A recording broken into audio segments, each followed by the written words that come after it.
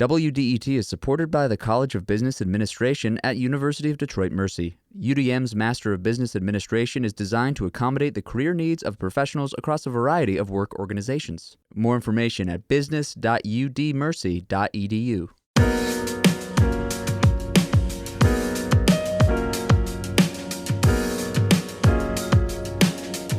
It's the Metro on 101.9 WDET FM. I'm Tia Graham. And I'm Nick Austin. Today on the show, Detroit has a new Poet Laureate, and we'll introduce you to her later, plus a conversation about the struggles of many children in foster care from a critic of the system. But first on the Metro, fashion is art. And there are some people who, every single day, turn themselves into walking canvases, displaying their creative flair for all to see, and sometimes dressing in such a way is an act of rebellion. That's exactly what our next guest wants to highlight, the intersection of fashion, love, culture, and resilience. On May 9th at the Next Step Gallery in Ferndale, a show titled FROCK will communicate those messages. All proceeds from FROCK will support the Ruth Ellis Center, a nonprofit supporting queer youth in the area.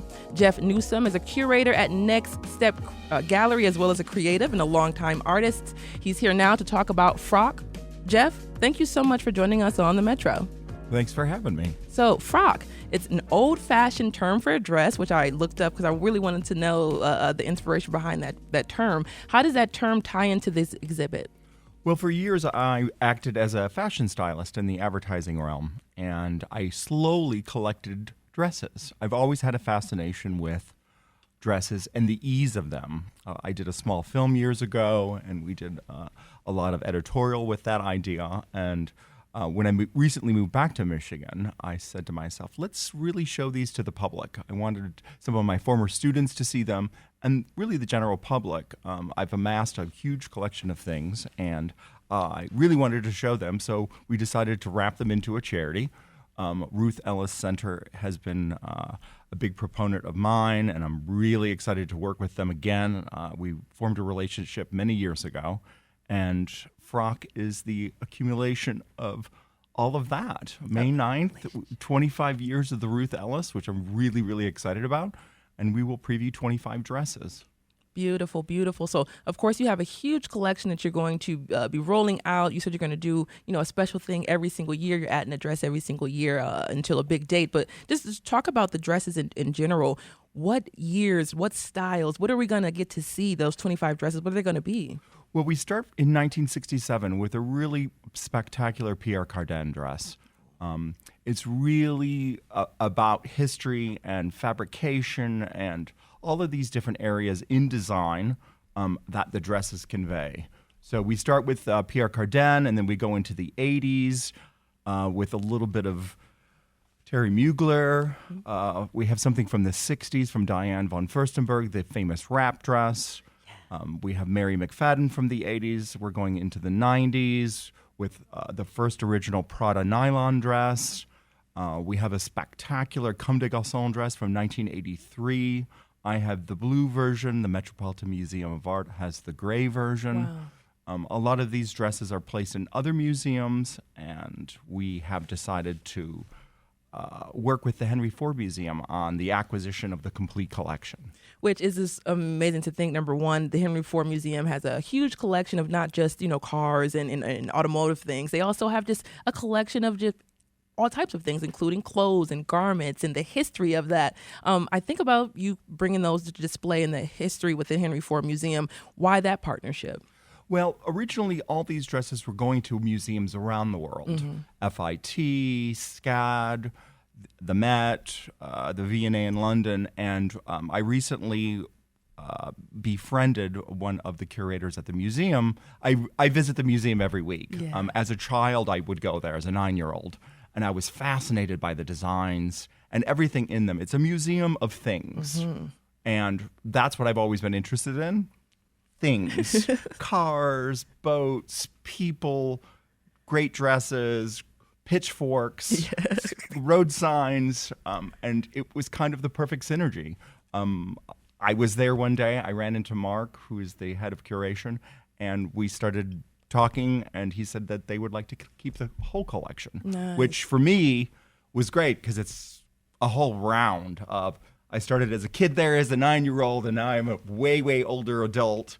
And it was this synergy that really worked. So we decided just to work with them exclusively. That's so amazing. So you're gonna have those dresses put into storage, I guess you can say, or just protected store. I can't think of the name right now. They go into the private collection. There he is, the private collection. And just like we were talking a little bit earlier, you may not get to see these ever again. They may only go to the Met Gala again, or so this is an opportunity to see something that's historical in terms of fashion, especially the wrap dress. I really want to see the wrap dress. Right. I mean, we have some really spectacular specimens that, strangely enough, I found over the years. So between a really great Tom Ford dress when he first started at Gucci, and that huge bang in the fashion industry started, the Comme des Garçons dress, the Terry Mugler dress from the 80s, the Pierre Cardin dress from 1967.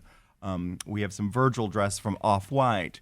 They're all very specific. I collected because they were great things and great design. Mm-hmm. So I'm just really excited to be able to share them with the general public, because you will not be able to see these in real life unless you live in a major city. Yeah. So hopefully either within the museum's next 300, 600, 4,000 years, those dresses will either be shown at the museum or loaned out to other museums. Yeah. And that's really what's great about it is I have these things that I get to share, and these things help people. Yes. So, Jeff, you recently talked about it being a charity exhibit, and you talked about the funds going to the Ruth Ellis Center. Let's talk about the idea of fashion and it being art and it being a way of life and a way of being, and the importance there with the Ruth Ellis Center having this charity event. Well, the importance of it is everybody, we all dress up, and I think that's what's really great. And I think sometimes in the design world, we forego fashion as one of the elements in design. Yeah. But it's really, really important because we wear clothes every day, and that's how we express ourselves. I think that's really important because it tells us who we are as humans and what tribe we belong to, kind of sorts.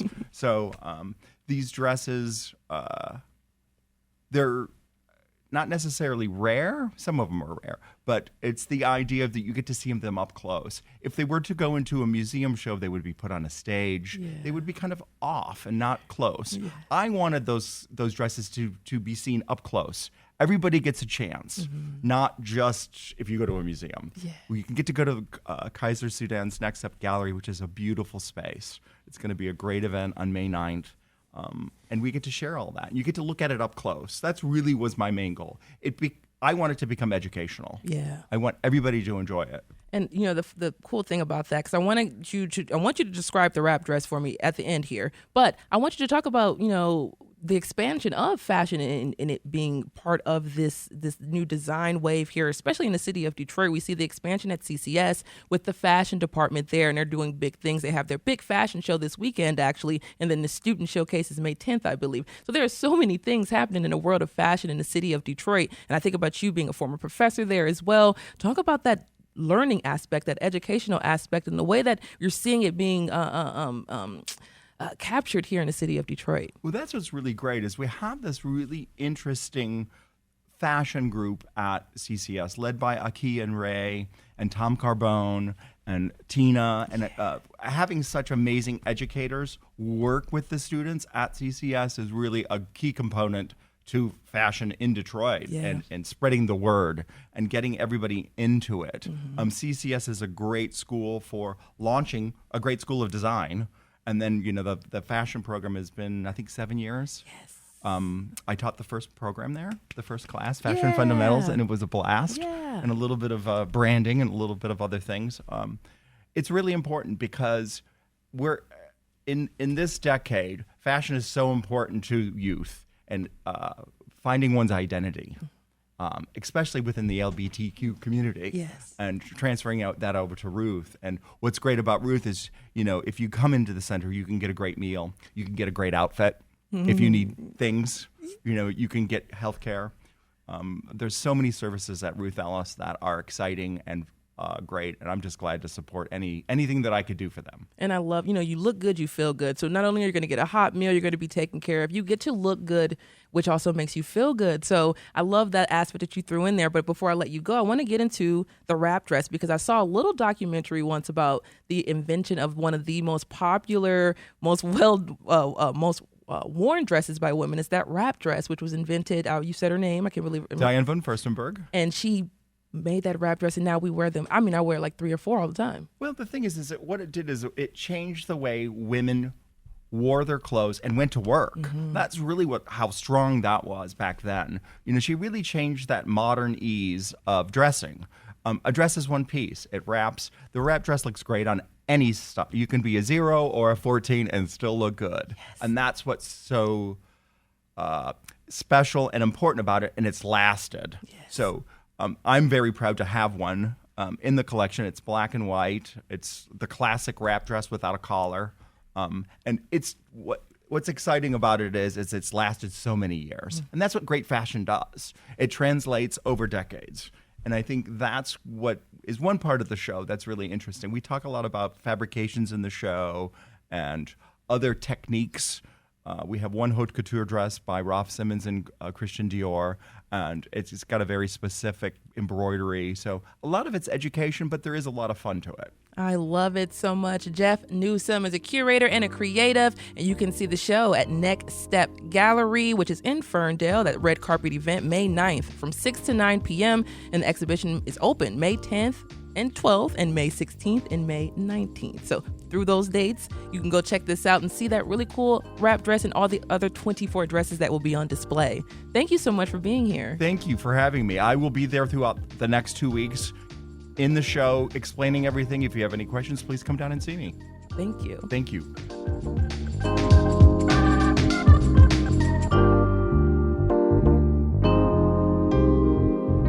It's the Metro on 1019 WDET, where that was Tia Graham. I am Nick Austin, but Detroit has a new Poet Laureate, and you're going to hear from her next as we continue on the Metro.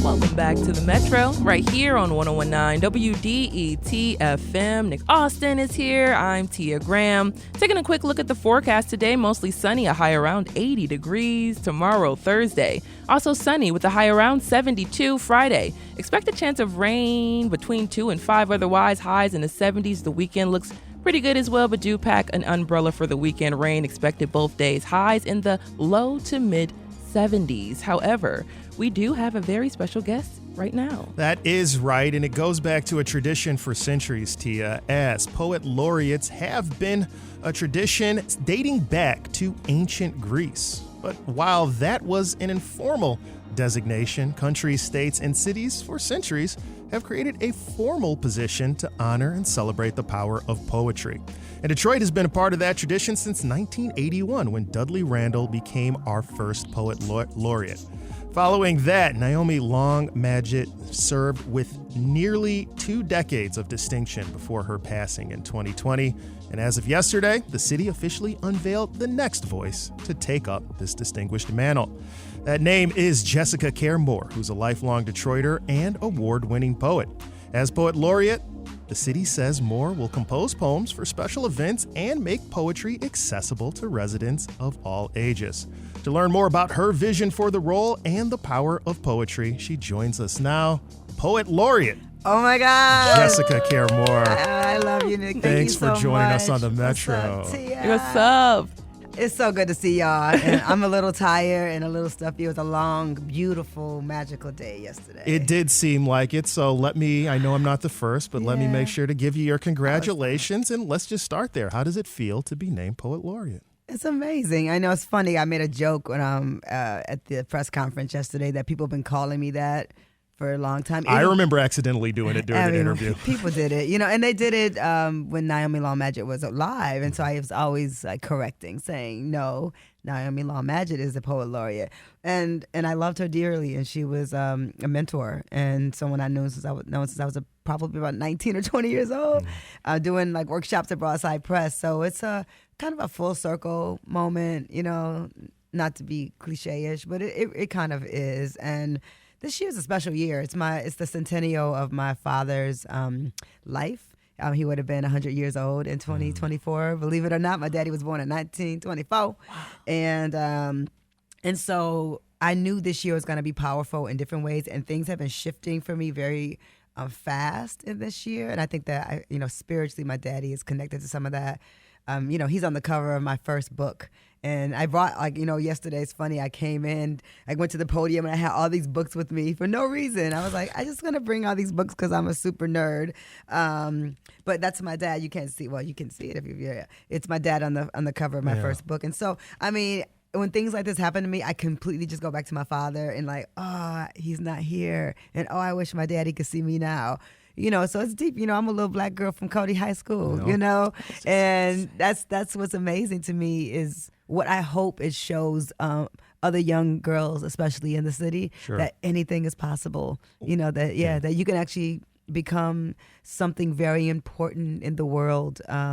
Coming out of Detroit Public Schools. Yeah, well, working with the youth is going to be important. Can I see the book really quickly, Which if that's one? all right? My This first one book? that you referred to, because 1997. 1997, first published book. The words don't fit in my mouth. It has you looking like a stylized Statue of Liberty I see there, and your dad kind of in the background. So that's nice that people can learn about. But that means poetry has been pretty important to you for a while. Yeah. Before we get into that story, let's just talk broadly about the city of Detroit. Why do you think poetry is so important for a city like us here in Motown?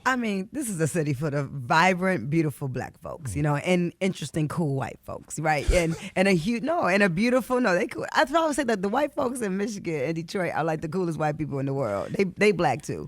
And we have a beautiful Arab population. I grew up on the border of Dearborn, so I grew up around people who are from Lebanon and Iran, and it's a Southwest is amazing. We have a Mexican community here, and so I think people don't see our city as the international city that it is, and I want to change that with this position. I want to have an international poetry festival, and because we're connected to all these movements, civil rights movements, and we're definitely connected to the literary tradition. I'm a baby of Broadside Press.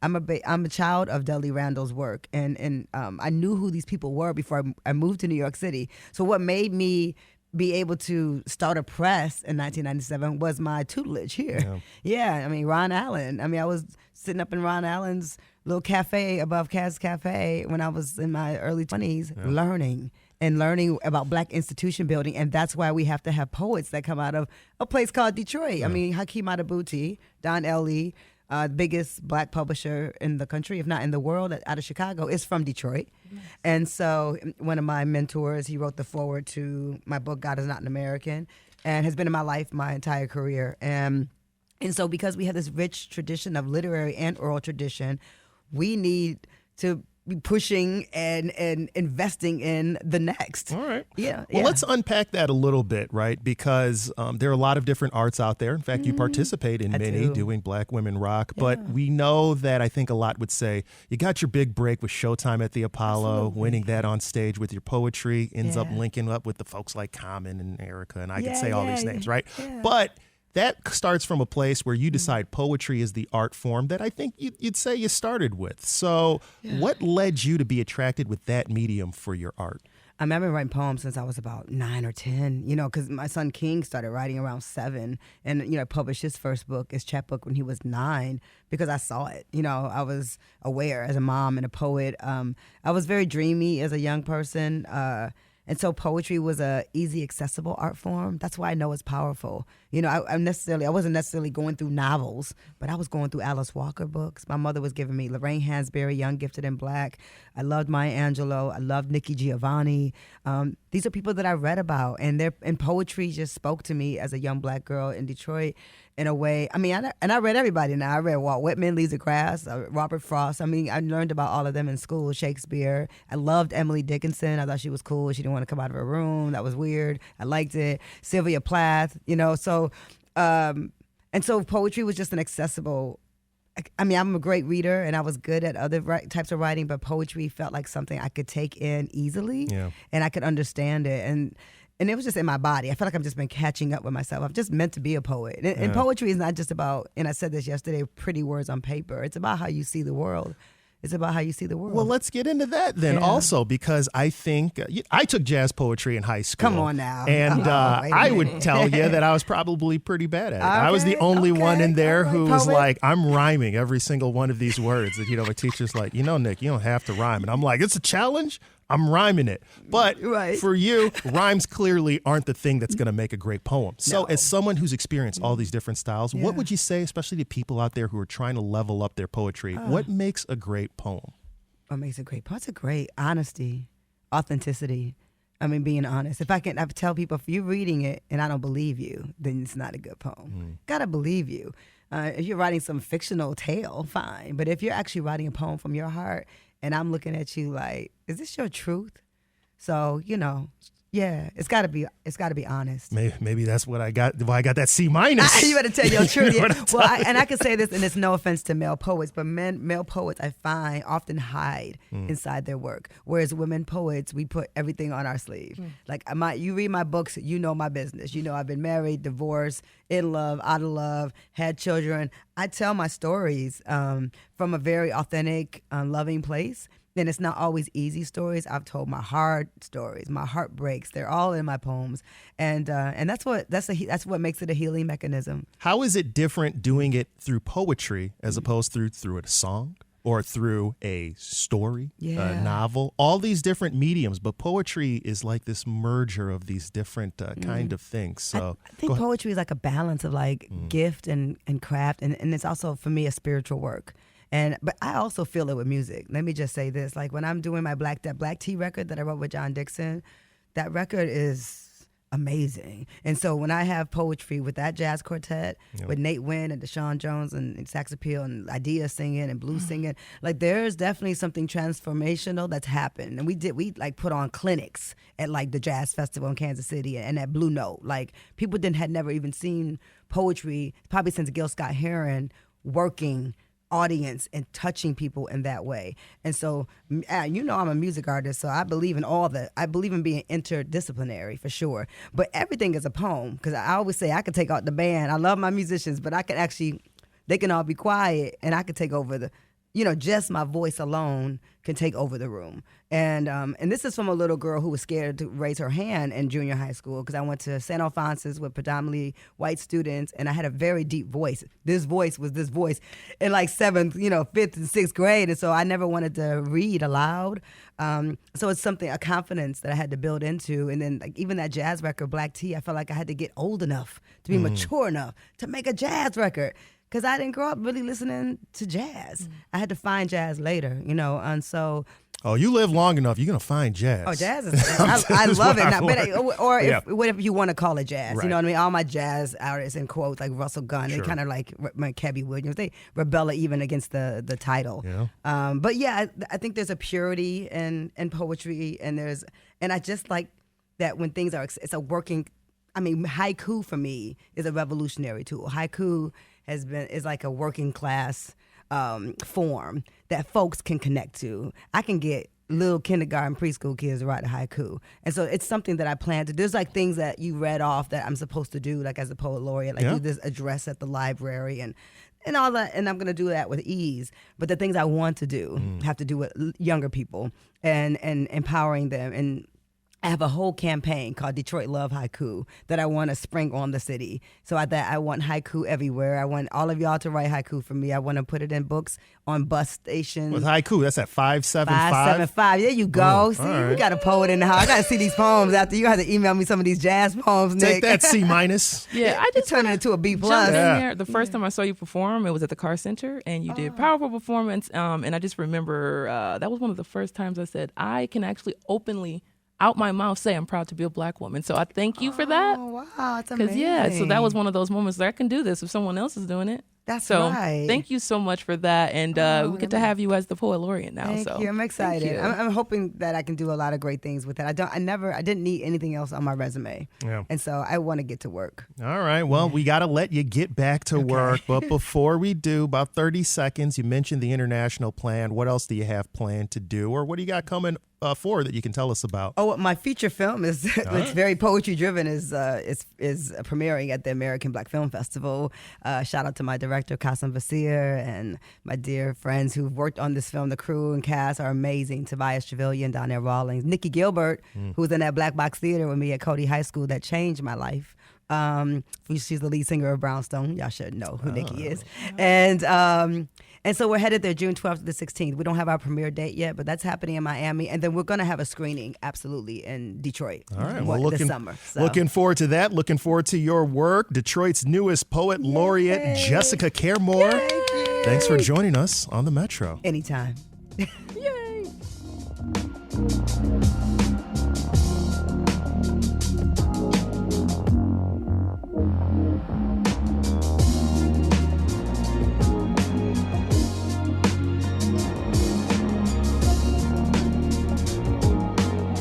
It's the Metro on 1019 WDET, and coming up, we'll discuss a new Wayne State clinic with a focus on infant well-being.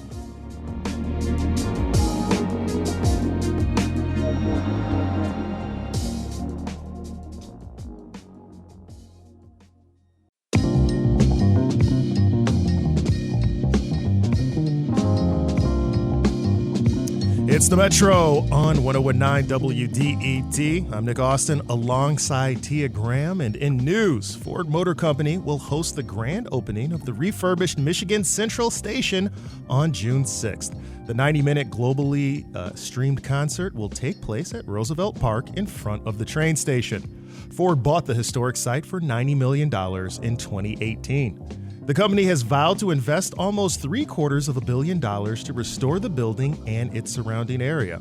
Organizers have not yet said what artists will appear at the concert.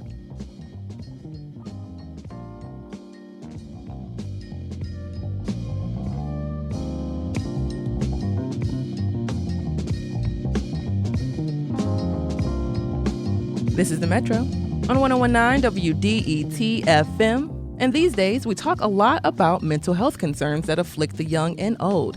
That's because over the past few decades, more of us have been struggling with isolation, depression, and unfortunately, suicide.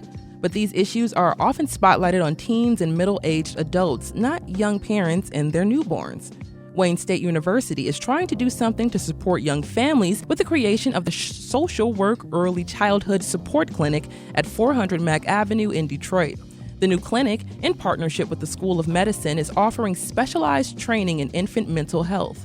To discuss the new clinic and how to promote resilience among parents and infants, we have Carolyn Dayton here. She is an associate professor at Wayne State University's School of Social Work and the project director of the Early Childhood Support Clinic. Professor Dayton, welcome to the Metro.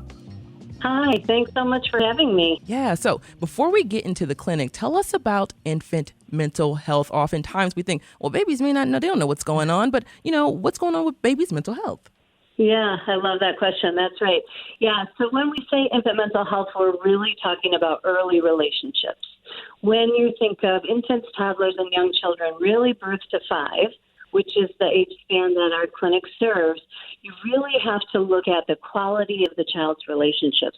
That's what builds in what we would call resilience, right? To young children is when they have people in their lives, primary caretakers, who are taking care of them with sensitivity and attunement and these kinds of things. So the quality of the early parent-child relationship is the way we build in this early resilience for young children. And I think about, you just talked about quality of relationship. So what are the good qualities look like when we talk about connecting with an infant? Yeah, that's a really good question.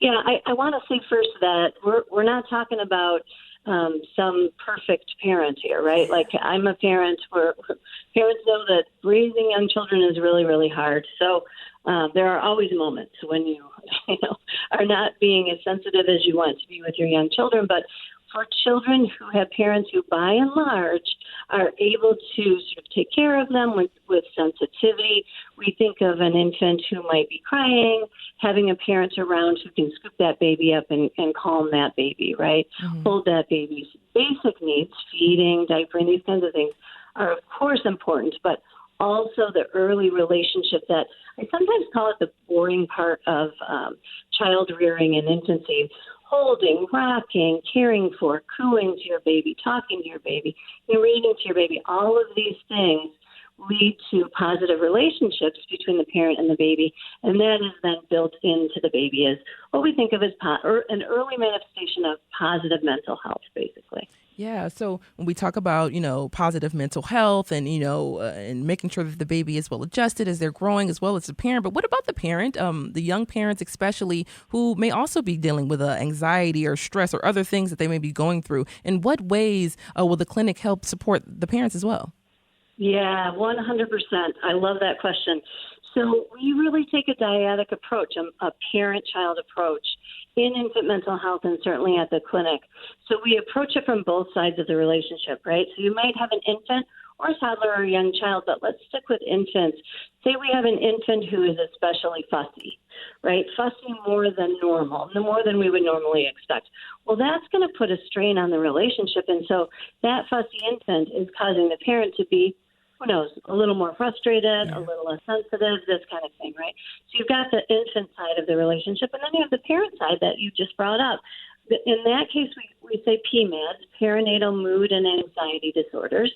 So these are things like postpartum depression, postpartum anxiety, maybe trauma. Maybe the parent is dealing with trauma issues. And those kinds of issues make it hard for the parent to interact in a sensitive manner with their infant. And so when we do infant mental health and PMAD services, and we do both of them at this clinic, we are really looking at the relationship, at the dyad of both of them together. And oftentimes when we think about infants and small children, once again, we're speaking with Carolyn Dayton, the associate professor at Wayne State University Social Work School. And we think about infants and we think about the parents as well. Oftentimes I think about the milestones in which infants should be hitting and the benchmarks they should be hitting. So what are some good benchmarks to let parents know, or guardians or whomever's around, that the child or infant's under good mental health or good mental health standing? Yeah, so we do want to look at developmental milestones, and parents, where do they go, actually, right, when they're thinking about milestones in their babies? Well, they go to their pediatrician. And so it makes it really important that we're co-located at Wayne Pediatrics in Detroit. And this is our new model, and this is the model that we want to establish. We want to establish a billing model for it so that it is sustainable over time. And we want this model then to be shared throughout Michigan. All families should have access. All families of young children should have access to these kinds of services. Milestones change. I could rattle them off. But really what parents do is they go to their pediatrician. And so we want to be there with the pediatrician, having eyes on the baby, having eyes on the parent, with the ability to intervene across the continuum, right? A parent who might need a little bit of extra support for maybe a really brief intervention while they're there at their pediatric visit. That's really important. Parents and families are busy. They don't have time often to go to other kinds of appointments. So it's really important that we're right there. The pediatrician can have a look and make sure that the child is doing exactly what you said, meeting developmental milestones. And then when there's an issue, we can be brought in and we can provide services. So I think about right now just the healthcare system in general. We're seeing a lack of I guess you can say nurses and doctors, different things like that. We're seeing a lack in the medical system right now. So in what ways will a clinic like this help be a preventative stop or a preventative step, so that way we're not reacting to certain things, if you understand the question I'm trying to put out there? Yeah, that is an outstanding question. That is a really big piece of what we're trying to do. Yeah, medical folks are overwhelmed right now with the need to provide services, right? And they're not necessarily trained in this kind of thing. They're not necessarily trained in infant mental health, in PMADs, and perinatal mental health, these kinds of things. So having a social worker on site with the capacity to come into the room takes the burden off of the pediatrician or other medical care worker, right? We can come in and sort of help with those sorts of issues. And as we're helping with those sorts of issues, we're also helping to train medical staff in what to look for. So it has that dual potential to help families and to sort of begin to train medical professionals. The other piece, I think, of what you said and what we do worry about is if a let's say pediatrician has a family and they're concerned, but they don't know how or they don't have access to mental health services for the family, they might go to more extreme measures. If they're really concerned, they might call Child Protective Services. They might do something more extreme because they don't have the resources to serve what could be a minor problem if there was a trained social worker there to deal with that problem. Carolyn Dayton is the Associate Professor at Wayne State University Social Work School, also the Project Director of the Early Childhood Support Clinic, and that clinic is located at 400 Mack Avenue in Detroit. Professor Dayton, thank you so much for joining us on The Metro. Thank you so much.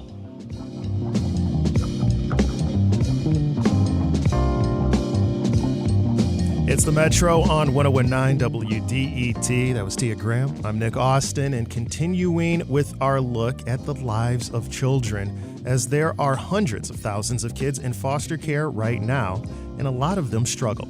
They struggle because of a lack of consistent parental figures and because some say they don't need to be taken from family members in the first place. Andrew Bridge went through the American foster system himself. He says children's rights attorney, he's written about his own critiques for the foster care system and recently spoke with Created Equals host Stephen Henderson about the problems with foster care. They began by discussing the issue of stability. Is stability the thing that is missing fundamentally from the equation here in the foster system? I think stability is missing, and also the fact that kids enter foster care and they don't need to be taken.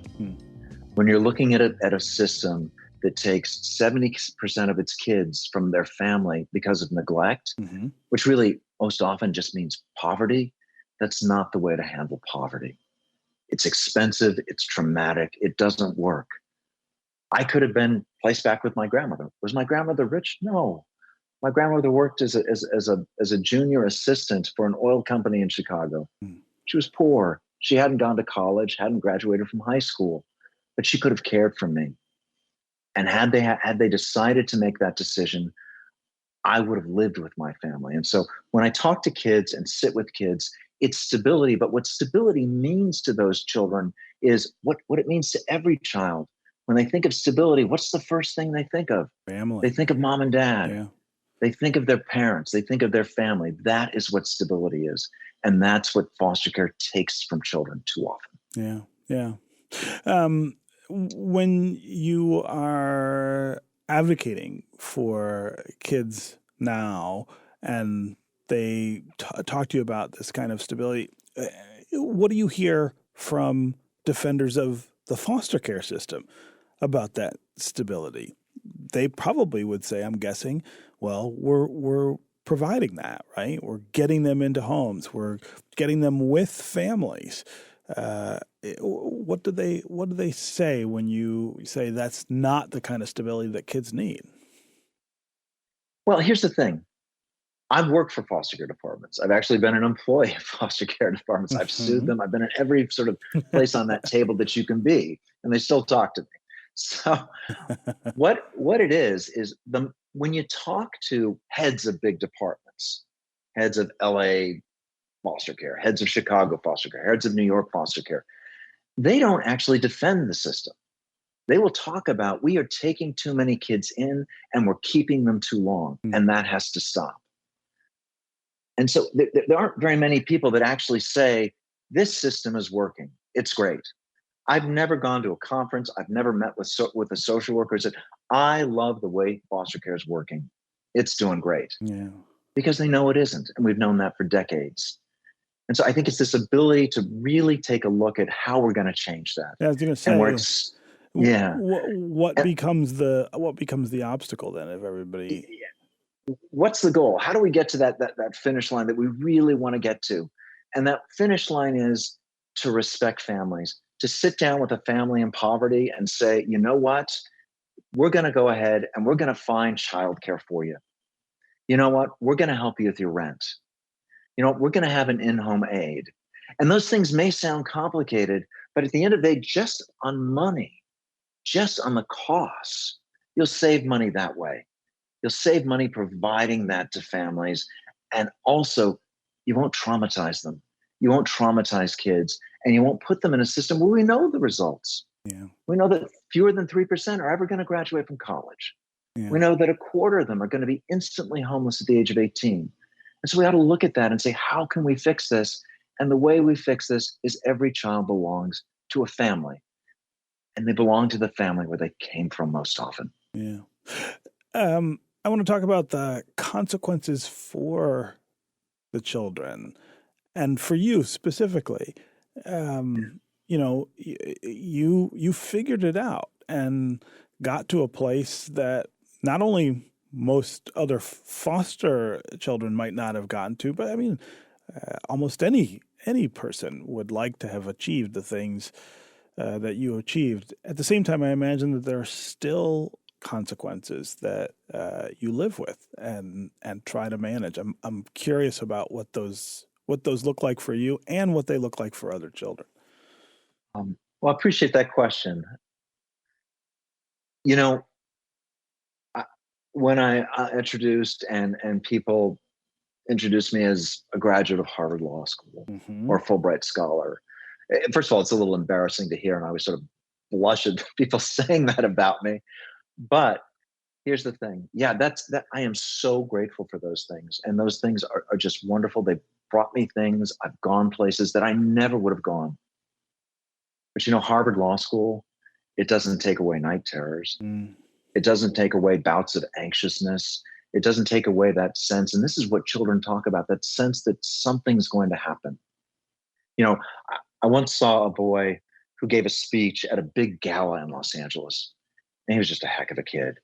He got up and he graduated from Stanford. And he went around and people finally gave this beautiful speech, and then the lights went on and people were asking questions. And the last question that he was asked, he said, what was the thing you took away from foster care? What did you learn? And that boy paused, and as I watched him, he said, it's the loneliness. The loneliness won't go away. That was Stephen Henderson of Created Equal speaking with Andrew Bridge about foster care in America. You can listen to WDET's Created Equal wherever you find your podcast.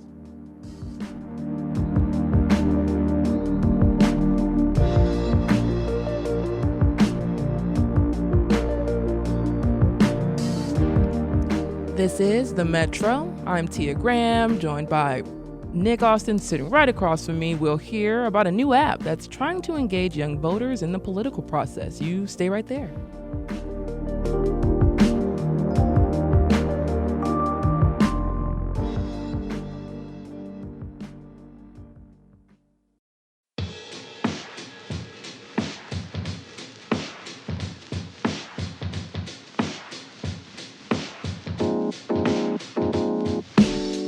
It's the Metro on 101.9 WDET. I'm Nick Austin. And I'm Tia Graham. A new app will help millennial and Gen Z voters find the candidates that most align with their political concerns. It's called POGO, short for Politics on the Go, a digital voter guide for local and national elections.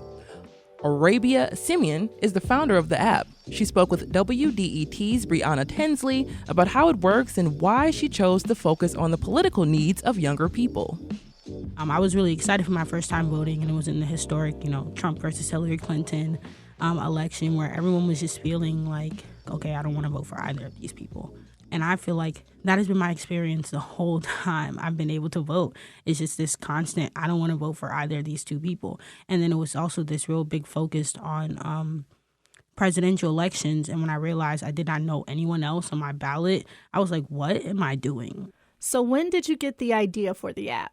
My senior year of college, I was in this entrepreneurship class, and we had to come up with a group idea around just something that had to do with social impact. So I came up with this app, and my friends loved it, and we did it for that whole semester, just like flashing out the ideas and stuff. And then I decided to take it forward into like an independent study, and then also into a competition. So I did the Draper competition. And yeah, that's really how POGO was born. For me, it was really just like a internal protest. Like, okay, I need to give people motivation. I need to give people accurate information, accessible information to actually make informed decisions. And I also have this belief that, like, regardless of if you can vote, you should still know what's going on in your local community. So that's why I decided to make a tool like POGO, which makes it accessible for mostly all people. I saw in the description that it's a double-sided platform. Explain what that means. Really what I meant by the double-sided platform is that we're serving both voters and campaigns. Our tool is built with the voter at the center. We believe in nonpartisan politics, and we've done a lot of research over the last 4 years looking at how young people engage with politics, and most of them are issue-based voters rather than political party. So for us, we're trying to build a platform that simplifies that process and is personalized to your views. On the other side, we are basically supporting campaigns and understanding young people. Gen Z millennials will make up more than 50% of eligible voters by 2028. So we're going to be the majority of the voting demographic in a couple of years. So people right now are trying to understand what we care about so that we can actually have campaigns that reflect those issues. And the only way to do that is to give candidates an opportunity to actually get in front of young people, and that's what POGO is doing. So campaigns can subscribe to our platform to get voter insights. Now, we don't sell any personal information, but we are selling voter insights, essentially. You can think of it like, what are these demographic of people in this area care about? So they can basically directly engage their constituents to our platform. So what does that look like on the app? Basically, in our onboarding, you tell us what you care about, where you're located, and how you vote. And we take that information and we pull up your ballot. Now, on the research side for us, we want to stay nonpartisan. And the only way I've been able to do that is by gathering the candidate information in-house. We make sure that the profiles that we're providing to young people is actually accurate and not just biased because the campaign submitted their information. And we do all of that through the issue card. So when we're gathering the candidate's information, we're looking at their stances on the issues that we have in our platform and then docking that into their profile, and that's how we match you. And then you can swipe left and right like Tinder to save candidates to your ballot in the app. Talk a little bit more about why you chose to target millennials and Gen Z for this particular app, other than obviously them being the more tech-savvy generations. We started to see the shift in politics with millennials, and it got brushed under the rug as not wanting to be involved and not feeling motivated and not caring about politics, instead of realizing that there was a technical shift in the way that we engage. I think a lot of millennials were no longer watching the news. And if they were, they get their news through the radio, podcasts, or that first version, digital, I guess the first wave of social media, right? I didn't feel comfortable addressing the problem without including millennials because they are the root and where it started, in my opinion, with the digital coming of age, right? And I think digital affected the way that young people think about politics, where it's okay, maybe I'm not just about this political party, but I care about issues. So that's why I focus on millennials. And then for Gen Z, I just think the youth should be involved in politics as early as possible. A lot of the time we're left out of the conversation, even as a 20-something-year-old voter, right? Most of the time what's expected of us is to vote in presidential elections. We already know once we get to local elections, nobody's voting. And that, to me, has always been a problem because I just feel like local elections are more important and impact your daily life in more ways than presidential elections. We have to take those more seriously. And for me, I think the biggest generation that doesn't pay attention to those are the Gen Z. If I'm looking at it from an education standpoint, Gen Z and millennials need the most education around how to actually be civically engaged, because all we were taught was our grandparents fought for the right for us to vote, so we have to go and vote. We're at a stage now where I think politics is more than just that duty. Arabia Simeon is the founder of the app. She spoke with WDET's Brianna Tinsley about how it works and why she chose to focus on the political needs of younger people.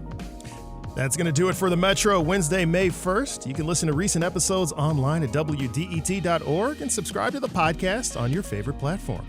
The show is produced by Sam Corey, David Lyons, and Jack Phil Brandt, and our engineer is Nate Bender. The Metro is a production of WDET, listener-supported service of Wayne State Radio. You can support by going online at WDET.org/donate. This is WDET-FM, Detroit Public Radio, your connection to news, music, and conversation. Thanks so much for listening, and talk to you tomorrow.